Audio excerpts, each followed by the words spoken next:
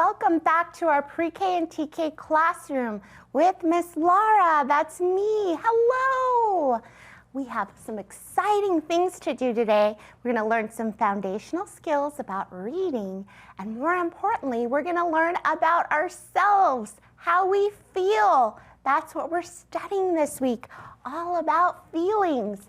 So today is day 1 of the 5 days we'll be doing that study, one on top. Hey, so I want you to stick with me till the very end, because guess what? We're going to use markers, paper, and we're going to make a worry monster. Doesn't that sound exciting? Hey, now before we get to our learning, I want to share a song with you about feelings. Now you'll remember, feelings are something that happen inside of your body, and they might make you act a certain way. Like if you're angry, your eyebrows might get close together, and your body might get tight, and your arms might get like this. But if you're happy, your whole face lights up in a big smile, and your eyes are bright. So to help you remember some of those feeling words, here's our song. It goes like this. Happy, proud, surprised, and sad, anxious, calm, excited, mad, upset, shocked, confused, and glad. These are some emotions. Lonely, thankful, safe, and shy, nervous, silly, terrified, cheerful, fearful, sometimes tearful. These are some emotions. Now, emotions is another word for feelings. Now, in Spanish, emotions is emociones. You know, I love to share my love of Spanish with you. So let's sing our song, but in Spanish this time, a little bit different tune. It goes like this. Mi corazón es una casita, muchas emociones guardo en una cajita. Hay alegría, enojo, miedo y tranquilidad. Y la tristeza poco a poco se va. Hey, let's try it one more time. Mi corazón, that means heart, es una casita, muchas emociones, guardo en una cajita. Hay alegría, enojo, miedo y tranquilidad, y la tristeza poco a poco se va. By the end of the week, I'm going to have you singing that song. Now, right now, we're going to learn some new vocabulary words, my favorite part. Behind this door, here we go. 3 words for us to know. This is from our book, which is Ruby Finds a Worry, and I'll share it in just a minute. But our first word is worry. Can you say that word with me? Worry. It's special letter W. It means to think about problems or fears. You feel stress. Remember, we talked about stress? You just feel not so great. You're wondering, what's going to happen next? And you don't think it's going to be something good. The next word is the word enormous. Enormous. Can you say it with me? Enormous. It's special letter E, and enormous has some hand movements like this. Enormous. It means really, really big, large in size. And we'll see in our book a picture of something that's enormous. Our last word is a funny word, and it's called hover. You say it with me? Hover. Special letter H. Hover means you remain in one place in the air. So like a helicopter might hover over the ground. That means it's not really moving. It's in the air, but it's staying in one place. I wonder how the word hover is going to be used in our story. So let's bring out our book and find out. Here it is, nice and bright. Our book, Ruby Finds a Worry. Now look at the front cover. Here's Ruby, our character, and she has her hand like this. and behind her is a little yellow scribble. I wonder if that's the worry. The author is Tom Percival, and he does a lot of books about feelings. So let's open this up and read it together. There's Ruby. Oh, she looks so happy here. I hope she stays that way.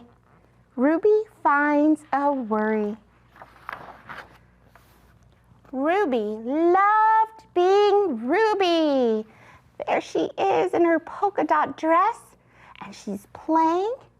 She loved to swing up high. There she is swinging in her tights. I think she seems very happy.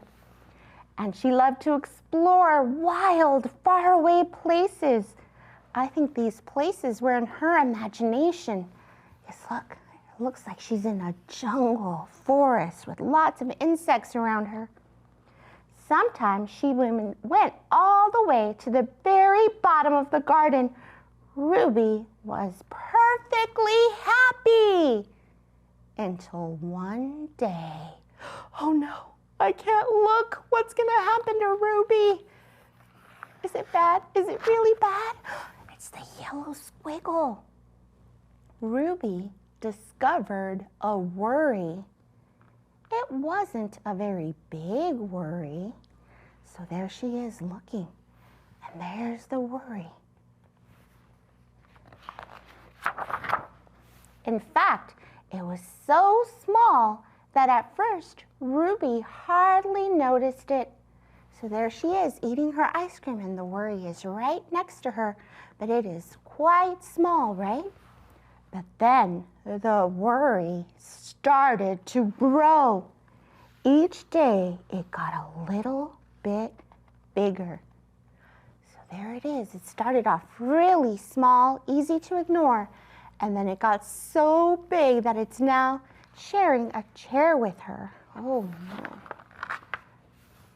It just would not leave her alone. So when Ruby was trying to play in her dinosaur box, there was the worry right behind her, almost crowding her out.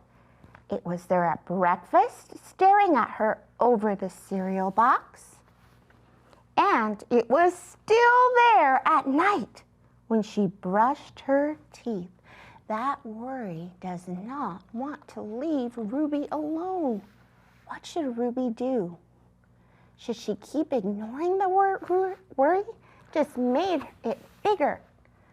The funny thing was that no one else could see Ruby's worry, not even her teacher. So there's her teacher. Ruby pretended that she couldn't see it either. Now I want you to think her face does not look happy anymore. She is getting more and more sad. She tried to carry on as if everything was normal, but it just wasn't. The worry was always there, stopping her from doing the things that she loved. So you remember at the beginning of the story, it said that Ruby loved to swing high, but now she's barely swinging at all. Ruby wondered if the worry would ever go away. What if it didn't? What if it stayed with her forever? Ruby didn't realize it, but as she was doing the worst thing you could ever do with the worry, that's what she was doing. She was worrying about her worry. She's saying that's the worst thing you could ever do. Now the worry was enormous. Remember we learned that word? It means really, really big. Look at the worry, it's even bigger than Ruby. So she ignored it. She tried to pretend that she didn't see it, and it just kept getting bigger and bigger and bigger. It could barely fit in the kitchen at dinner time. It filled up half the school bus. And it took up the whole row in the movie theater. The worry became the only thing that Ruby could think about, and it seemed like she would never feel happy again. So she can't seem to escape her worry. It doesn't seem like Ruby knows what to do. Do you know what to do when you have a worry that big? Then one day, something unexpected happened. Ruby noticed a boy sitting alone at the park. He looked how she felt, sad. So look, there's the boy in the park, and what do you notice with him? It looks like Ruby's worry, doesn't it, but a different color? And then she noticed something else, something hovering next to him. Could it be a worry? So is this a worry? And remember, we talked about hovering. That means it's in the air, but it's staying right next to him in place. It was a worry. Ruby realized that she wasn't the only person with a worry after all. Other people had them too. She asked the boy what was on his mind, and as he told her, the strangest things started to happen. What do you think is going to happen? His worry began to shrink. Now, what made the worry shrink? Let's read that part again. It said, she asked the boy what was on his mind, and as he told her, the strangest thing happened. The worry started to shrink. So it looks like maybe talking about it will shrink the worry. Then Ruby did the best thing you can ever do if you have a worry. She talked about it. As the words tumbled out, Ruby's worry began to shrink until it was barely there at all. Soon, both of their worries were gone. So both the boy and Ruby talked about their worries and then, poof, disappeared. Finally, Ruby felt like herself again. Of course, that wasn't the last time she ever had a worry. Everyone gets them from time to time. But now that she knew how to get rid of them, they never hung around for long. The end. I love this book about Ruby and her worry because it reminds me that when I'm worried or stressed or feeling like something bad is going to happen, all I have to do is talk about it, and then the worry goes away. So I hope that you enjoyed that book and that you check out other books about feelings and worry in your local library or in the Sora app. Right now, we're going to talk a little bit about what to do when you do have a worry or a strong feeling besides talk about it. Let's say that you're all by yourself and you're just feeling very stressed. What do you do? Well, I'm going to teach you. It says what to do with a worry. 3 things. The first one is you need to stop. So let's say that you're pacing back and forth, walking around, or you're in a ball in the corner biting your teeth. You need to stop. Next thing is you need to name your feeling. So just like Ruby, when she tried to pretend that her worry wasn't there, you need to turn around and face your feeling. You need to say, I am feeling worried, or I am feeling sad or mad or another strong feeling. The third thing is you need to take 5 deep belly breaths. So you can lock your hands right in here, put them on your belly, and take 5 breaths. Now, I like to pretend that I'm going to turn 5 years old and blow out each candle as I take a breath. You like my finger candles? Get yours out because now it's time to practice our belly breaths. Here we go, 5 fingers. Each time I take a breath, 1 finger or a candle is going to go down. Here we go.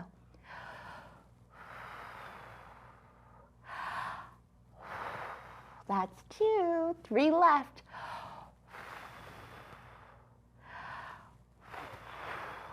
That's 4. Now I want 5. How many more breaths do I have to take? 1, that's right.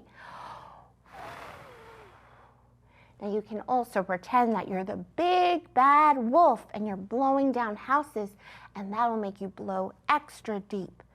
So whenever you have a strong feeling, you can practice that, stopping, naming your feeling, and taking belly breaths, 5 or more, or as many as you need, until you feel the worry, the anger, the sadness disappear, poof, like in our story.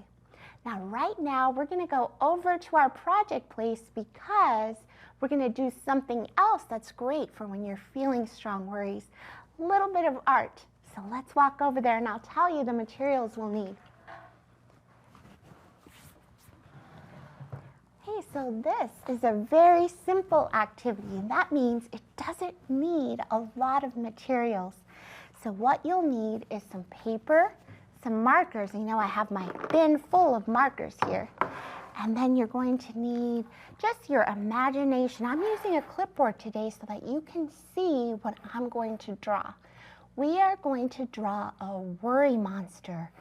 So for our worry monster, we're going to need to think of what kind of eyes our worry monster is going to have. So you'll remember in the story, the worry monster started out very small with Ruby, but then it got enormous, didn't it? So I think I'm going to make some enormous eyes. So let's see, I'm going to get some scratch paper and I'm going to draw some eyes. How many eyes do we have? 1, 2, that's right. And we have something inside of our eyes called pupils. So I'm going to draw a couple of options for us. So there are our eyes, and maybe our worry is angry. So I'm going to draw my eyebrows that look like this, like triangles coming in. Maybe this is the eyes I want for my worry monster. So let me see, that's one option. Next, maybe I'll do 2 ovals, the pupils. I'll draw some eyes that are more worried looking like this. Look how the eyebrows make such a huge difference, and maybe a little bit underneath like that. Don't they look worried? Wow, these look angry. Maybe I'll do that, but maybe I'll draw eyes, 2 ovals, and some pupils that are more, let's see, like this, really thick eyebrow, like that. Maybe it's just 1. So you can vary the thickness of your eyebrows. Maybe that's going to be my worry monster. And I'll draw them like that. Which ones do you think I should use?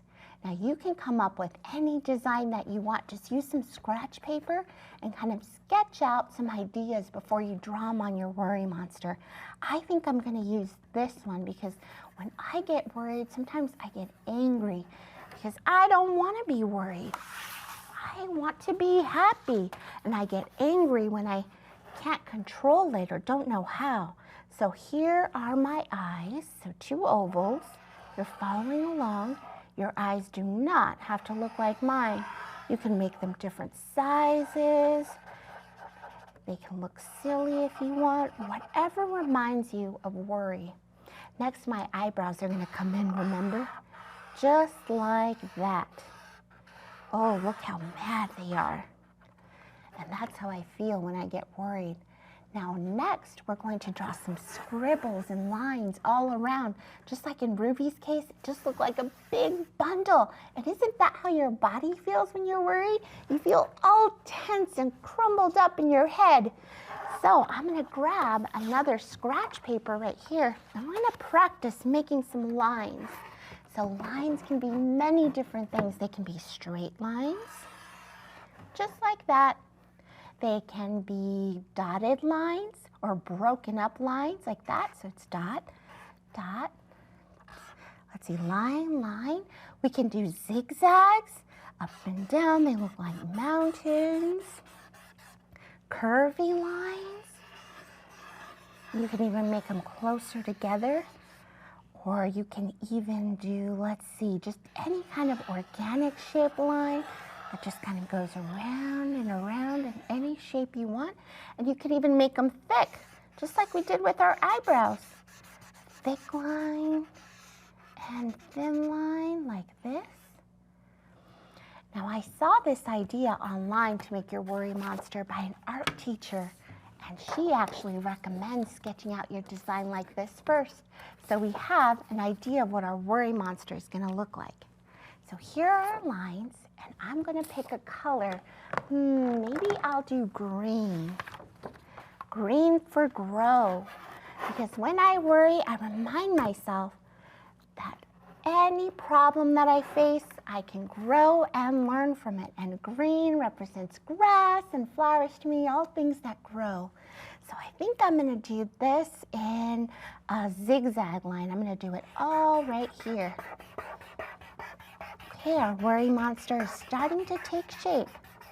And as you're doing it, you're going to start to feel like your body is less tense, because art has the ability to do that. All right, maybe next I'm going to use a red color, because red is a hot, warm color, and that's what I feel when I'm worried. I feel warm and hot, almost angry.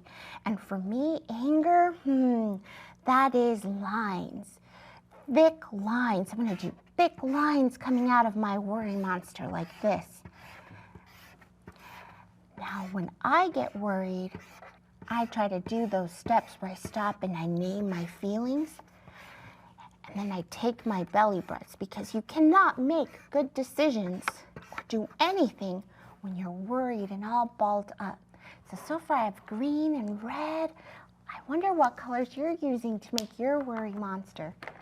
I'm going to use a purple next, because it reminds me of being creative. That means thinking of solutions in a different way and problems in a different way. And I think I'm going to use my bumpy lines. I'm going to do it all the way around like this. Have you ever been worried and thought, what am I going to do with this problem? And then all of a sudden, as you calm down, the solution comes to you? Or are you one of those that worries about your worry? Sometimes I do that too. Let's see, let's get another color, maybe just orange. Orange, because I love the color orange, and it's my mom and stepdad's favorite color. So when I worry, I like to think of the people I love. And I'm going to do an organic kind of curvy shape around my worry monster. Look, it's starting to take shape. It's looking just like in the story with Ruby, isn't it? Go all the way around. All of a sudden, as I'm doing this, I'm reminding myself not to worry about my worries, and they're starting to shrink. I hope that happens when you try this activity. Let's do now brown, the color of dirt. And we'll do one more line. Let's see. I think I'm going to do the broken lines. I'm going to use some broken lines here, all the way around. Now this is process art, so the process itself is as valuable as the end product. That's the best kind of art. So here is my worry monster. You know what? Doesn't seem so bad. I think I can handle it. What do you think? That's right, I would just need to talk to someone, and then poof, my worry monster would go away. So I hope that you try this. And for those of you entering kindergarten next year, remember that writing is a big piece of the curriculum. So after I finish this art, I might attach a little piece of paper at the bottom and use the prompt, what do you worry about, to get more writing and oral language out of your student. Okay, so give this one a try. I'm going to leave you with a few recommended books. Around this time of year, when things are ending and students are realizing, what? My teacher isn't going to be my teacher forever? I have to go to a new classroom? I get to take this thing called summer break? There's a lot of anxiety and worry that builds. So talking about school in a humorous way can help, getting them excited for what's to come. So I always turn to my old friend Pete the cat. Here he is, rocking in my school shoes. And if you have access to the internet, they have wonderful songs that go with this book. So getting your students to talk about, being on the school bus in kindergarten. Are there cats in kindergarten? What shoes might they wear? We'll get them thinking about their classroom and what's ahead versus what they're leaving behind. So I hope that you check out this Pete the Cat story. I have one more for you. This one is called We Don't Eat Our Classmates. And I love this one because it has dinosaur characters. And as you can see, It talks about all the things that happen in school and all the routines and procedures, what to do, and of course, what not to do. Swallowing a classmate. Don't want to do that. Right, looks like our first day of our feeling study is coming to an end. So of course, I'm going to send you home with a big squeeze like this. And a big smooch. I hope that you read and that you keep your worry monsters small this week. Goodbye, boys and girls.